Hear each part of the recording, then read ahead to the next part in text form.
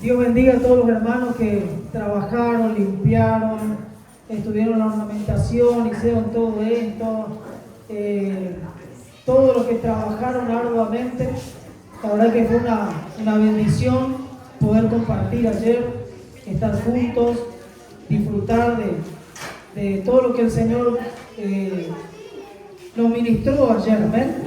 También la palabra que trajo el hermano Ariel acerca del pacto, ¿eh?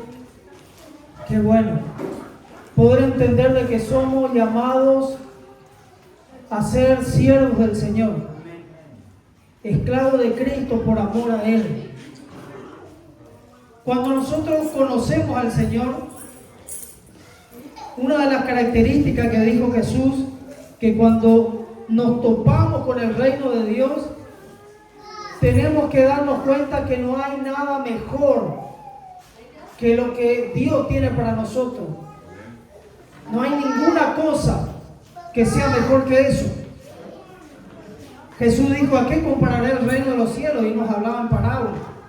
Y decía: compararé a una persona que va caminando por el campo, se topa con un tesoro y se da cuenta que ese tesoro es tan valioso que está dispuesto a vender todo lo que tiene para hallar ese tesoro. Así es el reino de los cielos. ¿Ven? Cuando nosotros tenemos ese encuentro personal con Cristo, muchos nos dicen fanáticos, como decía el hermano allá. Pero no es otra cosa que nos dimos cuenta que no hay nada más importante que Jesucristo en nuestras vidas. Él nos dio libertad y Él nos hizo totalmente libres. Y si nosotros le seguimos a Él es por amor. Jesucristo le dijo a sus discípulos: ustedes quieren irse, se pueden ir. Y Pedro le dijo: Señor, ¿a dónde iremos? Si solamente tú tienes palabras de vida eterna. Nosotros entendemos que no hay nada mejor que poder estar en Cristo, poder disfrutar de su presencia, poder servirle a Él. Entendimos que estamos en esta tierra para servir a Dios y para servir a nuestro prójimo. Que para eso Dios nos ha colocado en el lugar de que cada uno de nosotros estamos. No se necesita ser pastor para servir a Dios, ser ministro, tocar un instrumento, cantar, lo que usted ve que podemos hacer acá, sino que en el ámbito en que nosotros estamos, ahí tenemos que ser sal, tenemos que ser luz, tenemos que reflejar a Cristo, tenemos que ser esa carta. Dice la Biblia que somos carta leída de Cristo, amén. ¿Sabe que hay mucha gente que no lee Biblia? Hay mucha gente que usted tal vez le entrega un folleto por la calle de versículos bíblicos, de un mensaje de Dios, y esa gente tal vez no va a leer eso. Pero ¿sabe lo que sí la gente lee? Nos lee a nosotros. Amén, amén. Lee a cada cristiano que anda por ahí. Y lee si nosotros reflejamos a Cristo o no. Si hay algo diferente en nosotros, o somos unos religiosos más, o una de las tantas religiones que por ahí la gente conoce, porque sabe que la gente está cansada de religión. Estamos en los últimos tiempos donde la Biblia dice que la gente tendrá hambre y sed. Pero dice no sed de vida natural ni de comida natural, sino un hambre y una sed espiritual. Y eso, hermanos, se ve ahora.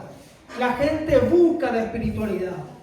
Hay tantas cosas hoy en día, la ciencia ha avanzado tanto, el entretenimiento ha avanzado tanto, todo está a disposición, pero las personas eso no les llena. Están buscando algo que sacie su alma y su corazón. Y lo buscan de determinada forma. Algunos en alguna religión, otros en la meditación, otros en la metafísica, otros en tantas cosas. O hay gente que lo busca en el alcohol, en la droga, trata de llenar un vacío en su corazón. Pero qué bueno que cuando la gente vea a nosotros, vea a Cristo en nosotros. Pueda leer algo diferente, pueda haber un cambio en nuestras vidas. Porque la gente va va a leer algo. No pensaba hablar de esto, pero estoy haciendo una introducción, la palabra de Dios nos dice que Daniel estaba en Babilonia y que cuando los hombres más sabios de Israel fueron llevados cautivos a Babilonia, entre eso estaba Daniel y estaban los amigos de Daniel que fueron llevados como esclavos. Y la palabra de Dios nos dice de que Daniel fue hallado junto con los amigos, ¿cuántas veces mejores que el resto? 10 veces mejores. ¿Amén? Fue hallado 10 veces mejores, 10 veces más sabio. Pero comenzaron muchas personas a envidiar a Daniel y a querer destruir a Daniel. Pero Daniel tenía una característica muy importante. ¿Qué hacía Daniel? 3 veces al día. Seguimos con la pregunta. Ayer nos hacía pregunta Ariel, ahora que oraba 3 veces al día. Y esa oración de Daniel molestaba. Y molestaba al mundo espiritual. De tal manera que hicieron un complot y dijeron: vamos a frenar a este hombre. Y persuadieron al rey para que haga un decreto real. Sabemos que un decreto real no podía ser removido. De la misma ley decía que una vez que el rey sellaba con su anillo un decreto, no había manera de volverse atrás. Él mismo no se podía retractar de eso. Entonces comenzaron a hablarle al rey y le dijeron que Daniel oraba a otros dioses. En aquel entonces los reyes eran considerados dioses, tenían estatuas que hacían y la gente tenía que adorarlo. Pero le dijo: Daniel invoca a otros dioses. Así que vamos a tener que hacer un edicto real, que el que invoque a otro Dios, que no sea usted, sea lanzado al foso de los leones. Fue hecho el edicto y Daniel fue como todos los días. Abrió la ventana y dice que comenzó a orar por la ciudad. Lo capturaron, lo tiraron al foso de los leones. Pero dice que al rey le pesó en su corazón porque amaba a Daniel. Y dice que fue de mañana y comenzó a gritar ahí donde estaba Daniel, en el foso de los leones. Y le decía: Daniel, el rey, el Dios al cual constantemente sirve, ¿te ha podido librar del foso de los leones? Y dice que Daniel contesta y dice: el Señor envió su ángel y cerró la boca de los leones para que no me hagan daño. ¿Sabe qué? Y dice que de ese momento el decreto que fue para frenar lo de Dios y para traer muerte se transformó en un decreto que decía que todos tenían que honrar y respetar al Dios de Daniel, porque el Dios de Daniel era un Dios de poder. Todas las personas que estaban ahí se dieron cuenta de quién era el Dios que tenía Daniel. Y la gente nos lee constantemente. Somos un testimonio vivo. Amén. Entonces, la vez pasada les compartía en las casas de paz a los hermanos que el mayor testimonio que nosotros tenemos es lo que Dios ha hecho con nosotros para poder testificar de Cristo. Si antes era una persona que no tenía paz, que todo el tiempo andaba nervioso y de golpe te ven con una paz, la gente va a decir: ¿y ahora qué te pasó? ¿Dónde fuiste? Y ahí ya es motivo para presentarle a Cristo. ¿eh? Somos carta leída del Señor. Aleluya. Damos la bienvenida a nuestro hermano Franco, amén, que hoy nos está visitando. Dios te bendiga grandemente, Franco. Nos recibimos un fuerte aplauso al Señor. Él es el hijo de la hermana Marta. Gloria a Dios, damos gracias a Dios por la vida de Marta. Seguimos orando por ella y declaramos total sanidad sobre su vida en el nombre de Jesús. Amén.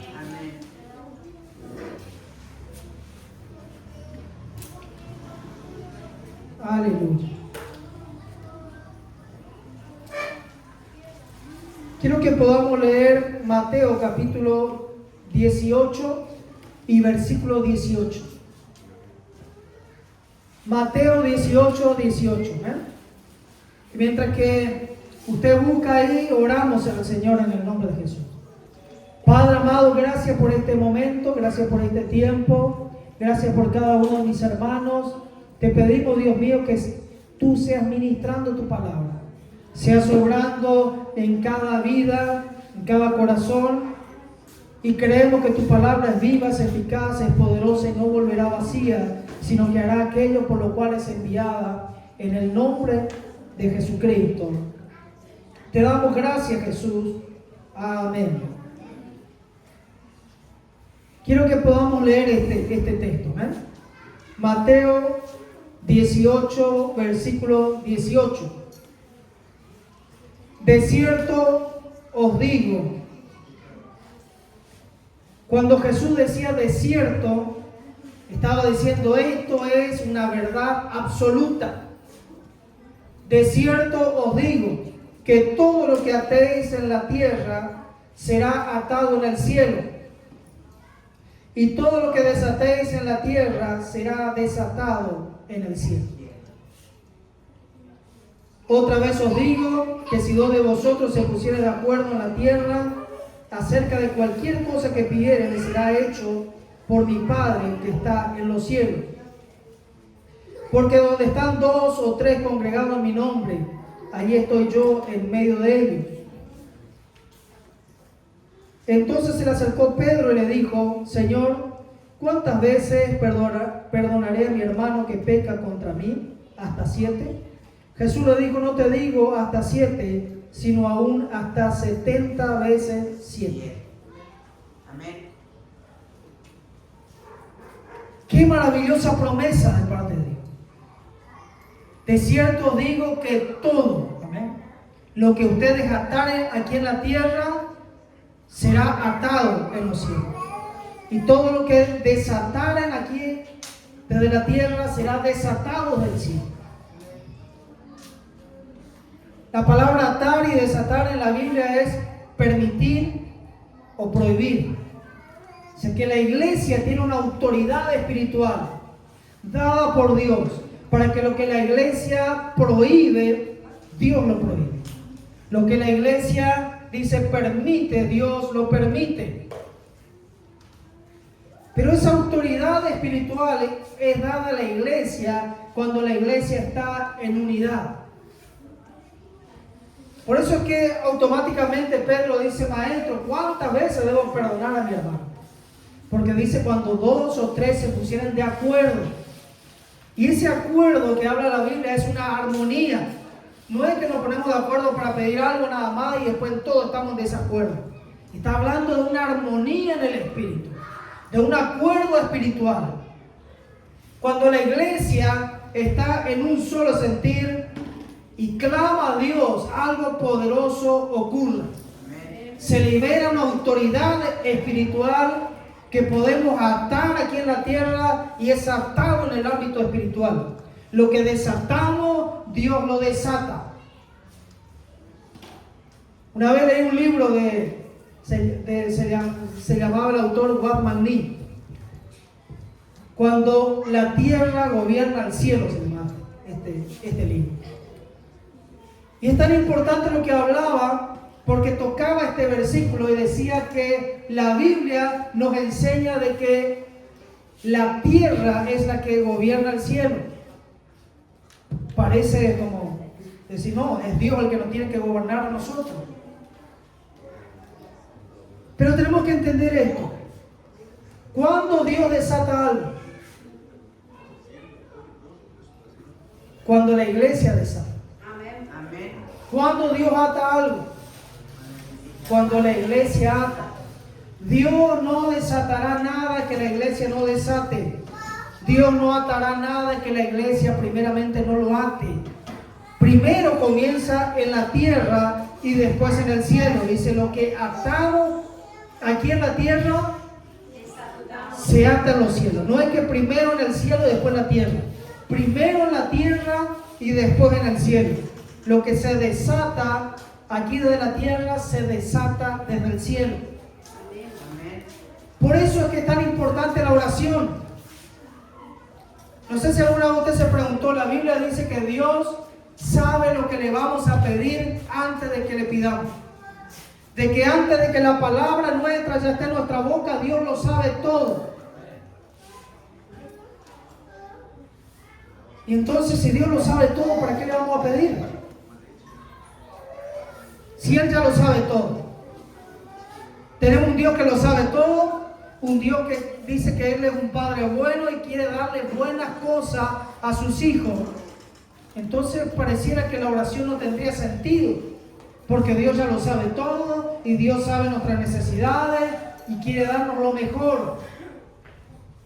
Pero Dios ha colocado leyes espirituales y que dijo que la iglesia, Dios le dio poder y autoridad para atar y para desatar. Porque hay una de las cosas que Dios dio al hombre y es el libre albedrío, ¿sí? Por eso Jesús enseñó la oración del Padre Nuestro, que es una oración tan poderosa que dice: venga a nosotros tu reino. Dios va a reinar en el área de nuestra vida que le permitamos que Él reine. Si hay áreas de nuestra vida que nosotros le decimos a Dios, Dios, acá no te metas, que de esto me encargo yo, Dios se queda al margen. Dios no se mete en eso. Dios será Señor y será Rey en cada área de nuestra vida que nosotros le permitamos que Él reine. Amén. Amén. Por eso es que Jesús enseñó a orar de esta manera: venga a nosotros tu reino o tu gobierno y hágase tu voluntad. Así como tu voluntad se hace en los cielos, se haga en la tierra, se haga en nuestras vidas.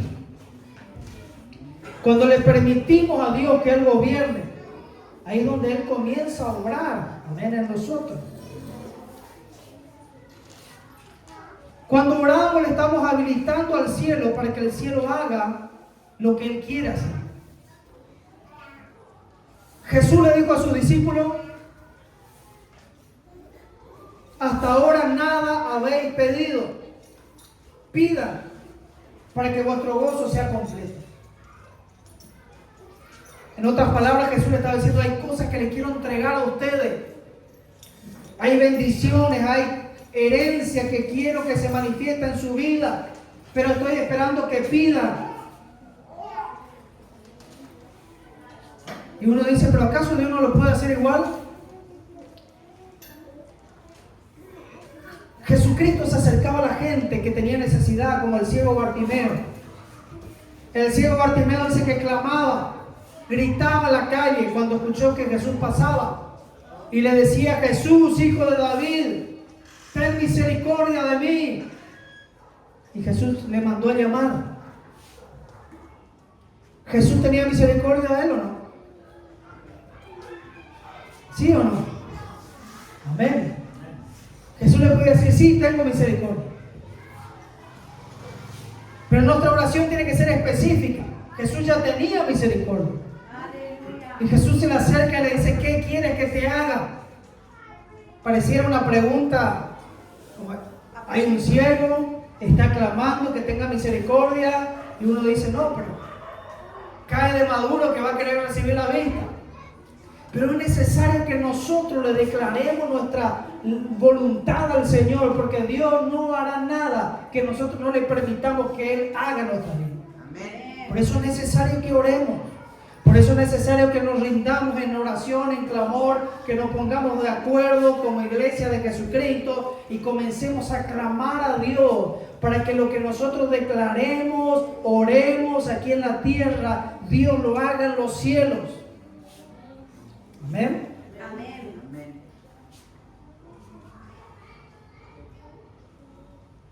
Y aquí la palabra de Dios, en el versículo 15, comienza hablando de esta manera. Por tanto, si tu hermano peca contra ti, ve y repréndele estando tú y él solos. Si te oye, has ganado a tu hermano. Mas si no te oye, toma aún contigo a uno o dos, para que en boca de 2 o 3 testigos conte toda palabra. Si no lo oyere a ellos, dilo a la iglesia. Y si no oyere a la iglesia, tenle por gentil y publicano. Habla todo esto y después dice que todo lo que atamos aquí en la tierra va a ser atado en los cielos, y lo que desatemos será desatado. Amén. Pero es tan importante que podamos ponernos de acuerdo, que podamos estar de acuerdo con nuestro hermano. Una de las maneras que el enemigo opera para traer destrucción al reino de Dios, a las congregaciones, a los hogares, a la familia, es la división. Porque Jesucristo estableció un principio espiritual que un reino dividido entre sí no podrá prevalecer. Por eso es tan importante que podamos ponernos de acuerdo. Y dice aquí la Escritura, ¿qué tenemos que hacer cuando nuestro hermano peca contra nosotros? Perdonarle, pero más allá de perdonarle, también hay que hacerle ver de que está mal. ¿Amén? Para que no siga cometiendo lo mismo. Entonces dice, ve y habla con tu hermano a solas. Si tu hermano te escucha y te dice, sí, la verdad es que no pensé que te iba a ofender eso, te pido perdón. Listo, se solucionó el problema, has ganado a tu hermano y tuviste una victoria en el mundo espiritual. Pero si no te escucha, dice, búscale a otro, 2 o 3, y te va a ir a hablar de nuevo. Para que en boca de 2 o 3 testigos conste todo lo que está pasando. Y ahí le habla de nuevo. Si le oye a ese grupo de hermanos, es una bendición. Amén. Pero si no te oye de nuevo, dice, decirlo a toda la iglesia. Si sigue la misma postura, no es del cuerpo de Cristo, tenerlo por gentil y publicano. Esos son los principios de Dios. ¿Amén? Amén.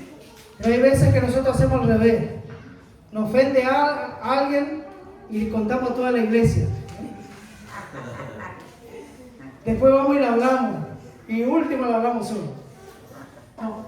Dice la Escritura que primeramente tenemos que hablar con esa persona.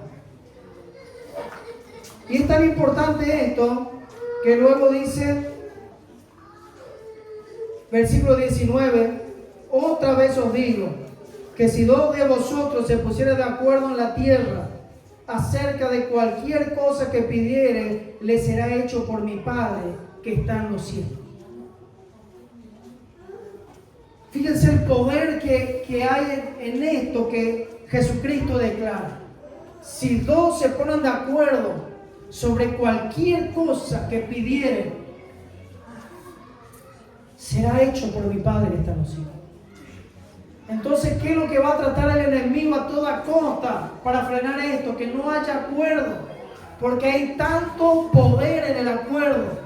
Si 2 o 3 se ponen de acuerdo sobre alguna cosa que pidieren, será hecho. Amén. Por eso es que cuesta tanto orar con otro, hermano.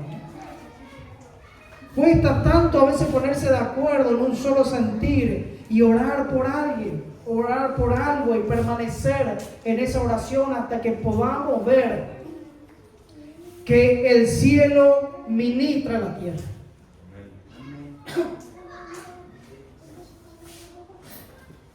Si 2 o 3 se ponen de acuerdo.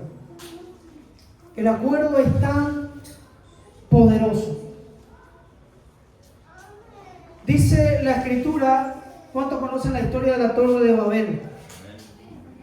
Que dice que las personas quisieron hacer una torre que llegara al cielo. Quisieron llegar al cielo como en su propio método. Y lo que estaban haciendo, levantando, era un centro de adoración pagano. La torre de Babel. Babel significa confusión. Pero Dios dice que lo vio a ellos tan unidos, en un solo sentir. Todos hablaban un solo lenguaje, que Dios dijo, si no intervenimos, lo van a lograr.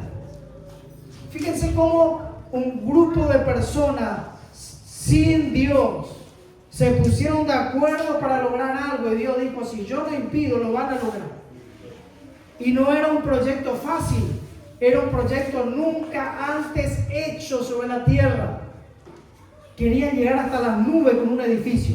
Era la primera vez que se estaba edificando con ladrillo. Antes se edificaba con piedra. Ellos comenzaron a trabajar con ladrillo. Dijeron, vamos a hacer ladrillo y vamos a hacer una torre que llegue a los cielos.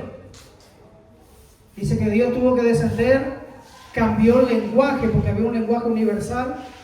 Y como nadie se entendía, porque uno hablaba un idioma, otro hablaba otro, se dividieron. Y no lo pudieron hacer. Por eso es tan importante, dice la Escritura, que todos hablemos una misma cosa.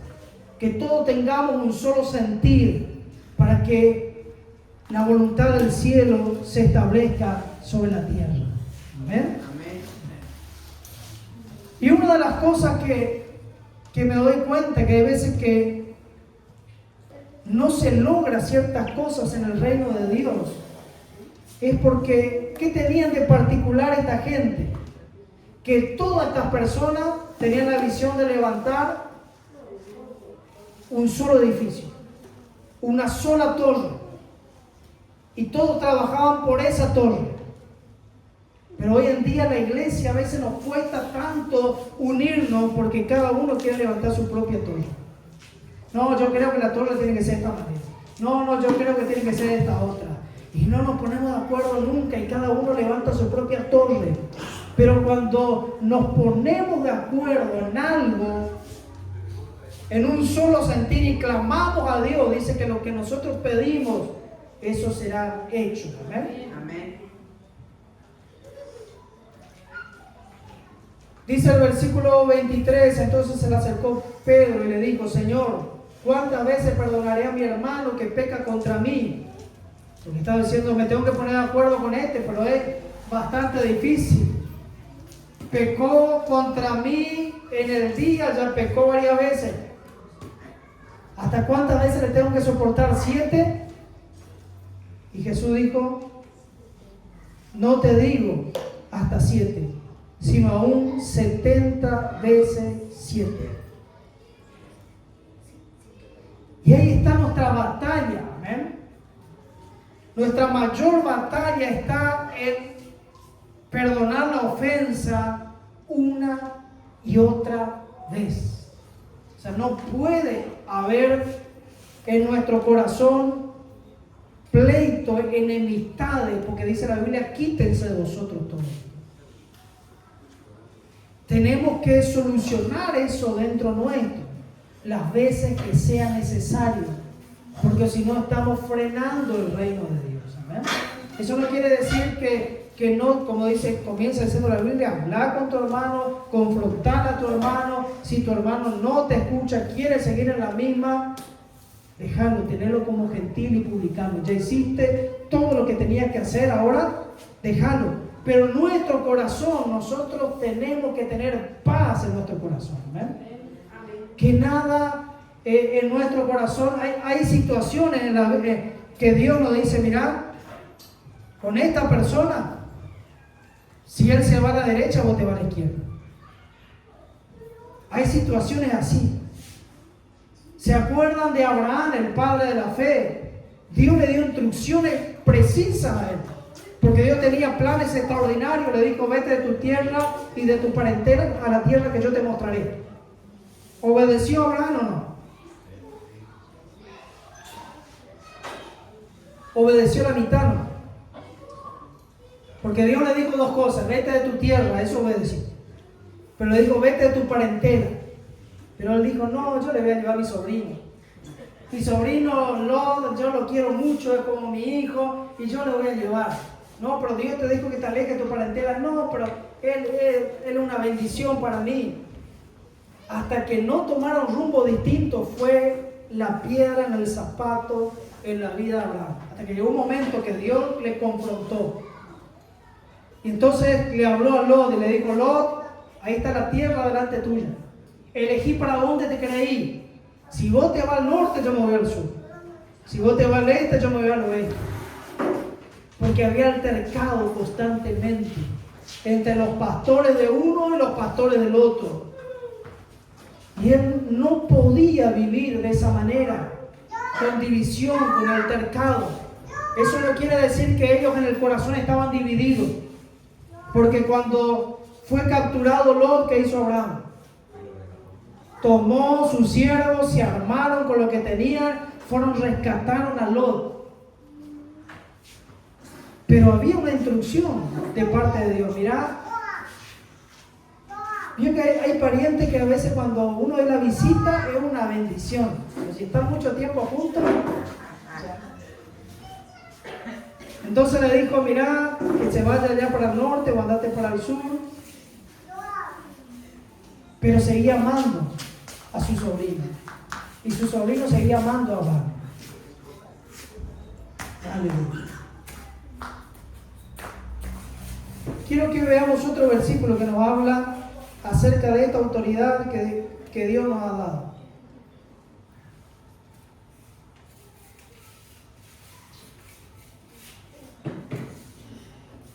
Mateo capítulo 16.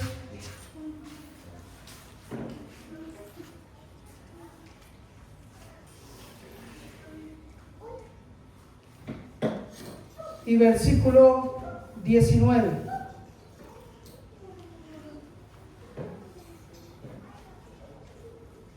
Mateo 16, 19. Esta palabra Jesús le dice ¿a quién? Le dice a Pedro, Le dice: y a ti te daré las llaves del reino de los cielos. Y todo lo que atares en la tierra será atado en los cielos. Y todo lo que desatares en la tierra será desatado en los cielos. Por eso hay muchos que creen que Pedro es el que tiene las llaves ya. Como que vos te vas a un hotel y le tenés que pedir a Pedro si no entrar. Y le hacen a Pedro una persona barbuda con un llavero grande, lleno de llaves. Pero no se refiere a eso. Dice la Biblia que le dio una autoridad espiritual, llave del reino de los cielos a Pedro. La misma llave que después vemos que le dio a toda la iglesia. Llaves para atar y llaves para desatar. Pero ¿por qué en esa oportunidad se lo dijo a Pedro y no al resto de los discípulos? Porque Pedro tuvo la revelación de quién era Cristo. Si nosotros leemos el capítulo completo, Jesús le dice a sus discípulos: ¿quiénes dicen la gente que soy yo? Entonces ellos dicen: Señor, hay personas que dicen que tú eres uno de los profetas, dicen que eres Elías, que reencarnó, otros dicen tal cosa. Y después Jesús le dice: ¿y ustedes? ¿Quiénes dicen que soy yo? Y ahí como que hubo un silencio primero, porque le conocían a Jesús como un maestro, a muchos le seguían y les gustaba la enseñanza de Jesús. Otros decían: no, esto es un profeta, además hace milagros, señales. No sabían muy bien quién era Jesucristo. Pero dice que Pedro, Simón le dice, que después Jesús le cambia el nombre a Pedro, le dice: tú eres el Cristo, el Hijo del Dios viviente. Jesús le dice: bienaventurado eres Simón, hijo de Jonás, porque esto no te reveló carne ni sangre, sino mi Padre que está en los cielos. Por eso te digo que tú eres Pedro. Ahí le puso el nombre Pedro. Y sobre esta roca edificaré mi iglesia, y las puertas del infierno no prevalecerán contra ella. Y continúa este versículo: y a ti te darán las llaves del reino de los cielos, y todo lo que atares en la tierra será atado en los cielos, y todo lo que desatares en la tierra será desatado en los cielos. Tuvo esta autoridad porque se le reveló quién era Cristo. Que Jesús era el Hijo de Dios. de que Jesús era el Mesías que vino a pagar el precio por nuestros pecados, el que nos iba a unir con el Padre, a reconciliar con el Padre. Cuando se le reveló a Simón quién era Cristo, Cristo le dijo quién era él. Le dijo: tú no eres Simón, tú eres Pedro.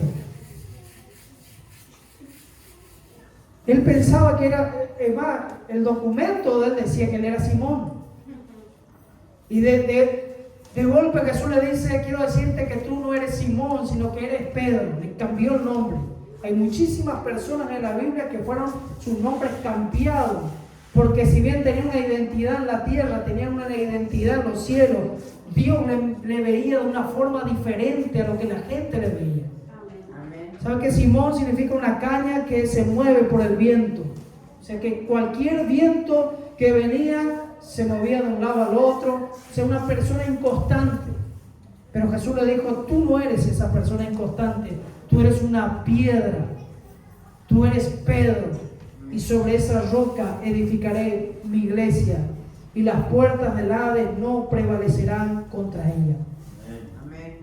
Cuando la palabra de Dios dice las puertas del infierno no prevalecerán contra la iglesia de Jesucristo, no es que la iglesia de Jesucristo fue llamada a resistir al infierno.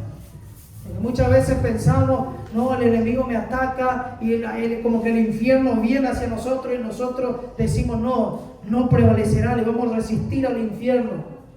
Sino que está hablando de que está a las puertas del infierno, y que nosotros podemos entrar al mismo infierno para deshacer la obra del diablo y rescatar a las personas para el reino de Dios. No habrá obstáculo, no habrá nada que frene a la iglesia. El infierno no puede prevalecer. Está hablando de una iglesia que puede entrar al mismo infierno, quebrantar la fuerza de las tinieblas y rescatar las almas para el reino de Dios. Amén. Amén. Hay poder y autoridad en la iglesia de Jesucristo. La vez pasada estaba escuchando el testimonio de un satanista de alto rango que después se convirtió a Cristo, y decía que ellos planificaban ataques espirituales por meses, y que siempre lo hacen a eso de las 2, de las 3 a 4 de la mañana. Por eso, si Dios le levanta a esa hora, es para deshacer algo. Y decía esta persona que muchas veces había una persona que si se levantaba a orar a esa hora, guiado por el Espíritu de Dios, ellos no podían hacer absolutamente nada. Tengan cuidado con el niño por la cámara y el celular, por favor. Se desbarataba totalmente. Amén. Todo lo que el enemigo podía hacer con la oración de una persona. La iglesia de Jesucristo tiene poder y autoridad. Amén. Cuando la iglesia se pone de acuerdo 2 o 3 y prohíben algo, Dios lo prohíbe desde los cielos. Cuando desatan algo, Dios lo desata. Amén. Y tenemos que aprender a atar y a desatar conforme a la voluntad de Dios, declarando palabra de Dios. Jesucristo en una oportunidad le enseñó a los discípulos cuando iba caminando y se puso a hablar con una higuera, y le dijo a la higuera: nadie coma más fruto de ti. Dice que la higuera se secó de raíz. Después pasaron de nuevo por ese lugar y la higuera estaba totalmente seca. Entonces los discípulos se asombraron, le dijeron: maestro, mira la higuera, se secó de raíz. Y Jesús le dio una enseñanza, le dijo: cualquiera de vosotros, eso quiere decir cualquiera, que diga en su corazón con fe, no dudando en su corazón, lo que diga le será hecho. Y como iglesia tenemos esa autoridad. Amén. Yo te invito a que podamos estar orando. Amén. Te damos gracias, Jesús. Te adoramos y te bendecimos. Espíritu Santo de Dios, Gracias porque tú estás en medio nuestro. Todo aquel que pueda ponerse de pie, póngase de pie esta noche. En el nombre de Jesús. Te glorificamos y te exaltamos, Padre.